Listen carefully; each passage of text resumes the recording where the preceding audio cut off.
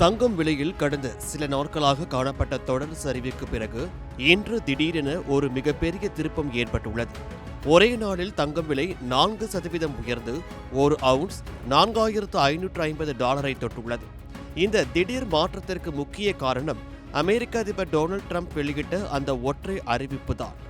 Iran தனக்கு ஒரு பரிசு அனுப்பியதாகவும் ஹோர்முஸ் ஜலசந்தி விவகாரத்தில் பேச்சுவார்த்தை நடக்க வாய்ப்பு இருப்பதாகவும் ட்ரம்ப் சூசகமாக கூறியதுதான் முதலீட்டாளர்களை மீண்டும் தங்கத்தை நோக்கி திருப்பியுள்ளது. கடந்த ஜனவரி மாதம் $5,626 என்ற உச்சத்தை தொட்ட தங்கம் அதன் பிறகு சுமார் 20% வரை சரிந்து தொடர்ந்து 9 நாட்களாக சரிந்து கொண்டிருந்த தங்கம் விலை இன்று ட்ரம்பின் அறிவிப்பால் மீண்டும் உயிர் பெற்றுள்ளது. பெங்களூருவை சேர்ந்த நிதி ஆலோசகர் நவீன், இது ஒரு மிகப்பெரிய மாற்றம், போர் பதற்றம் குறைந்து அமைதி திரும்பும் என்ற நம்பிக்கை துளர்விட்டதால் முதலீட்டாளர்கள் மீண்டும் தங்கத்தை வாங்கி குவிக்கிறார்கள் என்று கூறுகிறார். ஆனால் இதில் ஒரு விசித்திரம் இருக்கிறது. பொதுவாக போர் பதற்றம் குறைந்தால் தங்கம் விலை குறையத்தானே செய்யும். ஆனால் இங்கு ஏன் ஏறுகிறது?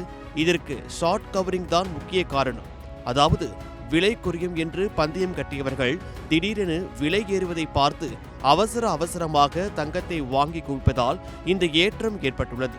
மேலும் கச்சா எண்ணெய் விலை உயர்வால் பணவீக்கம் அதிகரிக்கும் என்ற பயம் குறைந்ததும் டாலரின் மதிப்பு சற்றே சரிந்ததும் தங்கத்திற்கு சாதகமாக அமைந்துள்ளது. அக்மார்ட் நிறுவனத்தின் ஆராய்ச்சி தலைவர் டாக்டர் ரெனிசா சைனானி இது பற்றி ஒரு முக்கியமான கருத்தை சொல்கிறார்.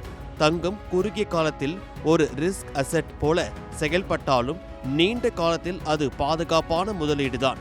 மத்திய வங்கிகள் தொடர்ந்து தங்கத்தை வாங்கி குவித்து வருகின்றன.